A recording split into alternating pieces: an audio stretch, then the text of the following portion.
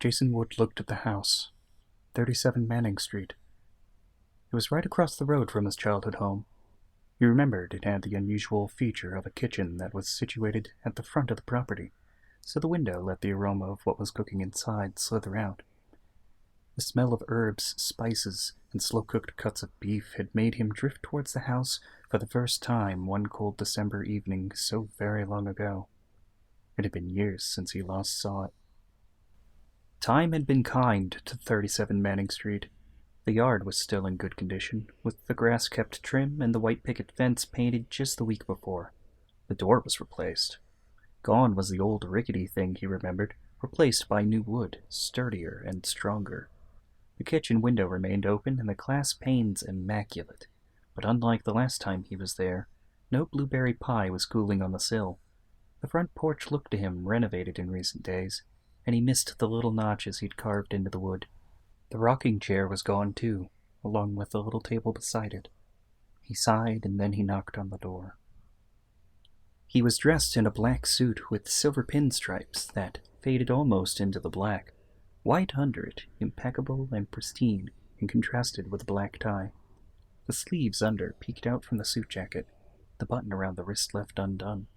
A belt with a polished bronze buckle, no ornaments or etchings. The pants were neat, pressed, and the creased line right down the middle of each leg. Silver pinstripes again, almost invisible. Socks out of sight. Shoes were real leather, heels worn more than the rest of the soles. Jason Wood was not a lean man by any means, but neither was he bulky. No better built than most men, but gave the appearance of a certain imposing stature by being half a head taller. His gloved hands were clenched halfway, ready to snap open or close into a fist. He had a neck that looked longer than average, with blue eyes that seemed to stare at the object of his attention. His nose had a near-flat angle, not quite sunk into the rest of his features, but not as prominent as that of others. His hair showed signs of age, with touches of silver poking out from under the tousled layers of chestnut brown. "Hi, Red. Been a long time." Red gasped. Her hands trembled, and the grip she had on that platter in her hand failed just a little. The right side of his face moved some small, near imperceptible distance upward and angular. Makings of a little smile, caught halfway and not given the room to fly. "Bit of a surprise, I know," he said. His voice was a rich baritone, familiar and smooth to hear. "Mind if I come in, Red?" Her face contorted into a spiderweb pattern of creases, folds, and almost wrinkles that lurked just under the surface. There the weight of years was on display. Years lived and years yet to come. She didn't say a word, only stepped aside with a quick, smooth dancer's stride to make some room. "Jason," she said, "it's been, 10, 15 years?" He tucked his head just a little, like he always did. His head still just passed under the doorframe. 14 and a quarter since the last I was home, and you still haven't answered my question." "I don't think you have any right to hear the answer." The door shut behind her, louder than necessary, like an audible punctuation. He looked around the interior. The architecture was in the old style, a great deal of white to go with fake pillars and decorative columns. The paint began to chip away in some places, plaster peeled in some others. A few small house plants in some places to hide other signs of wear and age. The scent was grassy, with an earthy flavor on his tongue. Only after a few steps in did he catch something else in the air. He closed his eyes and took in another, deeper whiff. "He's still dressed the same way. Still like the same colors." He was ignored, other than the smallest amount of a shudder that ran from left to right. "Okay, I deserve that cold shoulder, I'll admit that. But you know I had good reasons, Red." "Reasons," she corrected, as she made that dancer stride again. She stepped in front of him, towards a room with a sofa and a view of the lawn. "I remember you saying that you had just under 1,000,000 reasons to go." He laughed. Quiet, self-deprecating thing that went well with the stooped shoulders. He hunched forward just so. It was a war, Red. Arms bent and hands on her waist, she demanded, "You couldn't find one reason to stay." He bit his lip. The sigh was loud, the motion of his chest like a millstone was lifted off them. Just the one, and I know you won't want to hear it, but I don't regret doing what I did. Red kept quiet, her arms crossed just under her chest. The pose didn't have much to accentuate. I don't know, could we sit down, talk? I won't be in town too long. Vacation? Casper's pretty bad for that this time of year. The platter made a loud clanging noise. The sound of fine porcelain rattled for a moment after. You know that. No, not vacation. He paused. A finger curled a little round his prominent chin as he leaned forward. I'm here for Dad's last request. She turned pale, mouth agape, lips quivered. Red reached out with her left hand, but stopped short. Her mouth started to form words, then the sounds got caught in her throat. Her hand pulled away as she murmured an apology. Jason leaned more in the silence. He undid the buttons on his jacket, movements one-handed and crisp. As he sat, he kept his heels lifted off the floor just so. Legs tensed and muscles ready to spring to a vertical base. He clasped his hands together in front of him, eyes cast down to look at the Persian rug under his feet. The fingers were still, save for how the left pointer tapped over the back of the right hand. Bump, bump, bump, bump, bump, bump, bump, bump. How did he... when... Jason's lips curled at the edges. The smile made cracks at the edges of his eyes. Last month, all that asbestos from his merchant marine days caught up with him. Why didn't you tell me? She asked as she crashed down into a comfortable chair. She sank into it, fingers rubbed her temples. He didn't want anyone to know, just him, me, and those protégés of his, the ones he met in that college town. That sounds like stubborn old Simon, Red laughed, soft and controlled and mirthful. He never liked you. The finger tapped. Bump, bump, bump, bump, bump, bump, bump, bump. No, he never did, she shrugged. How are you holding up? He rubbed his chin. 1 second, 2, 3. Then, not as well as I'd like, but not as bad as I expected. Could be it hasn't sunk in that he's gone yet, you know? I know the feeling. You remember Grandpa, right? He nodded. A few strands of hair near the brow came loose. I remember. You'd tell him all the family news. Didn't matter if it was your Uncle Derek winning his first court case or your little brother finally figuring out he's gay. And when he died, my first instinct was to call him to tell him what happened. She turned away, focused on the fireplace nearby. Sometimes I still think of that first.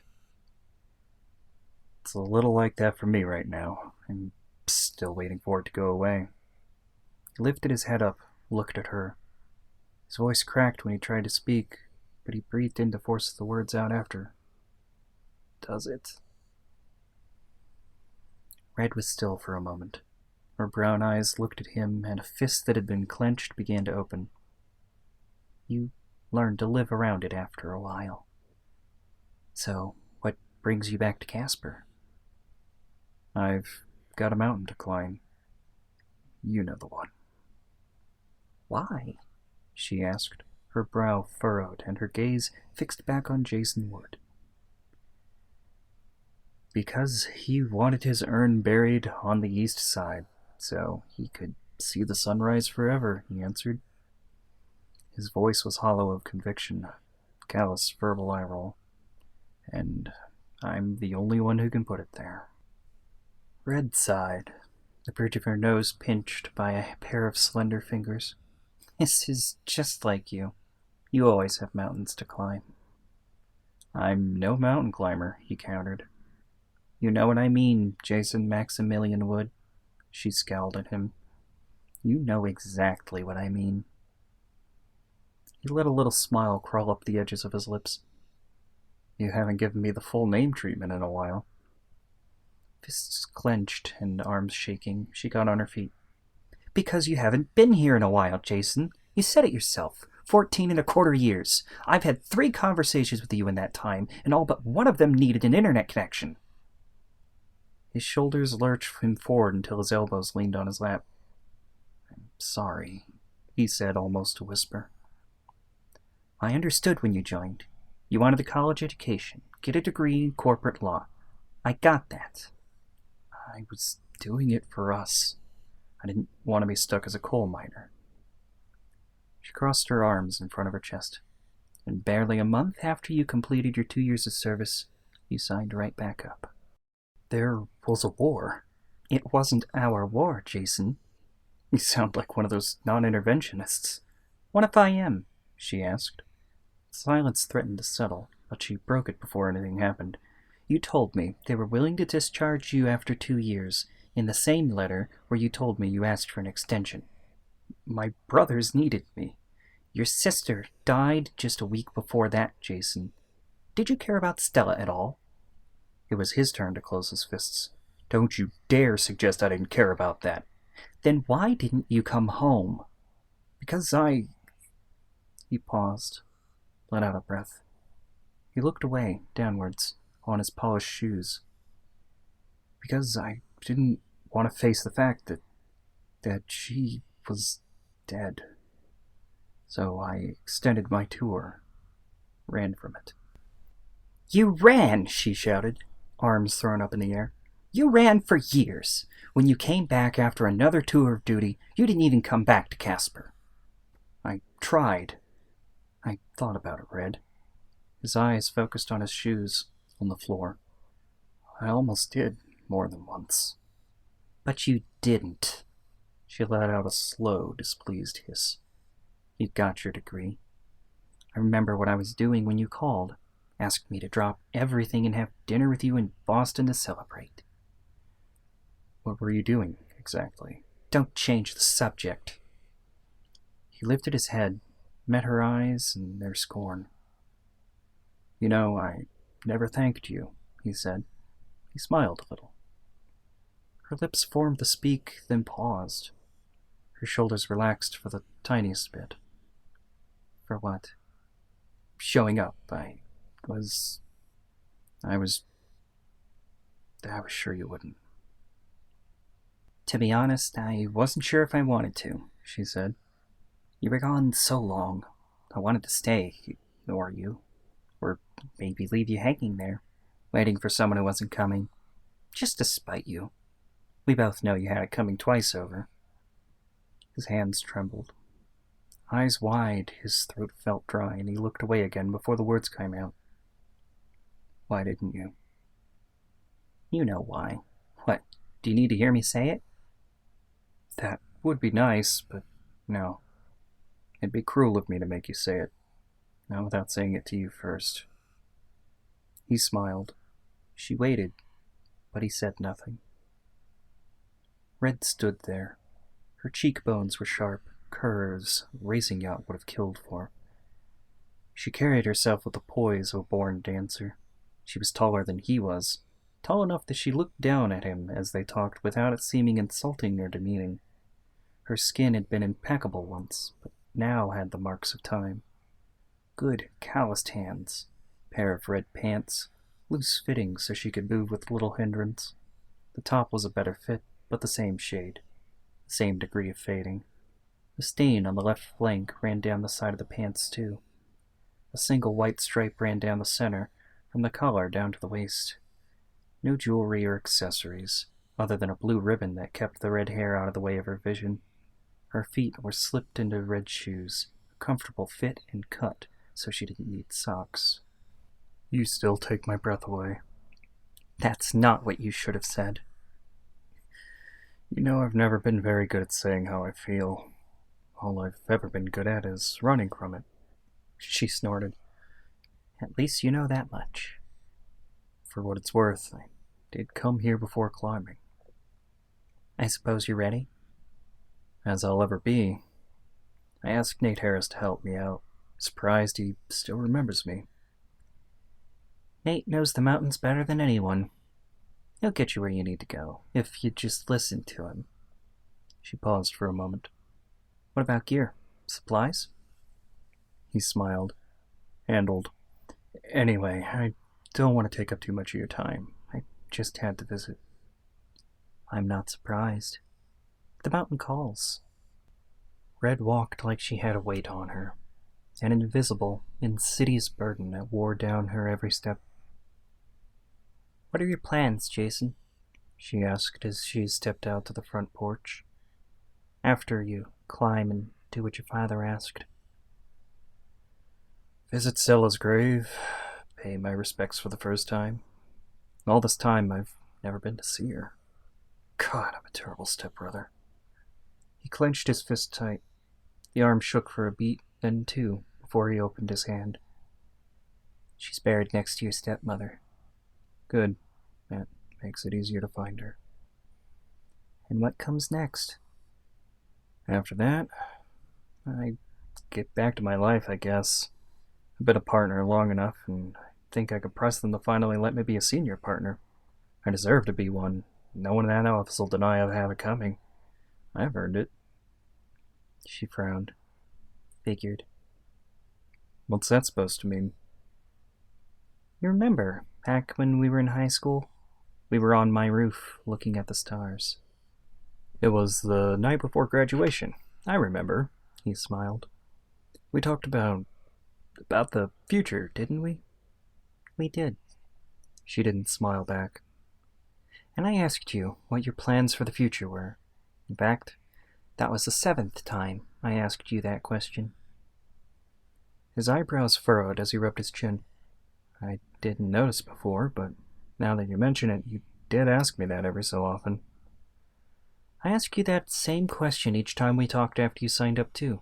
I remember. Every time I asked, your answer would be different. Once, you wanted to be an architect. Another time, a stuntman. At one point, you wanted to be a superhero. But you always had a plan, a big one. Some ambition to fulfill, some mountain to climb. It's one of the things you love about me. It was. She paused, like she wanted to let the weight of the past tense sink in. I've had years to think through every conversation like that we had, and asking you now reminded me of the one thing all those times had in common. She met his gaze, her green against his brown. I was never in them. What? Don't be ridiculous? No, I'm not being ridiculous, Jason.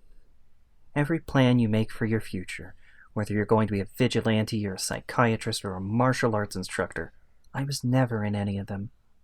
I never figured in your plans, and I still don't. What are you trying to say? I'm saying that in all these years you've never stopped climbing, stopped clawing your way to the next peak, to wonder how I felt. To stop and think about me waiting for you to climb down, only to watch you prepare to climb back up again, almost as soon as you can. You haven't given my place in your life any thought except when you had to. Red, that's not true. You know it isn't. His feet sprang to life, lifted him up and bolted him towards her. Red, Pamela, you know how I feel, how I've felt for years now. I love you. She pushed him back, denied him the closeness of a hug. Don't you believe me? That's the part that hurts, Jason. I do believe you. I do. With all my heart. She bit her lip, pushed back tears. But you and I both know you'll always have mountains to climb. And I've always been at the bottom waiting for you. I know. And I know I haven't treated you the way you deserve, Red. You have every right to hold it against me. But you can come with me, can't you? And what? Stay at your place in Boston, waiting for you to come home? Cooking dinners you're never eating because you work late, dressing up for office parties so you can impress the other partners? Pamela, it's just one more mountain. The last one. After that, I'm done. I'm staying down, I swear. No, she said, flat and final. Her lip quivered with the words. You'll always have mountains to climb, Jason. And this time, I won't be waiting for you. For the first time, The front door of 37 Manning Street was shut in Jason Wood's face.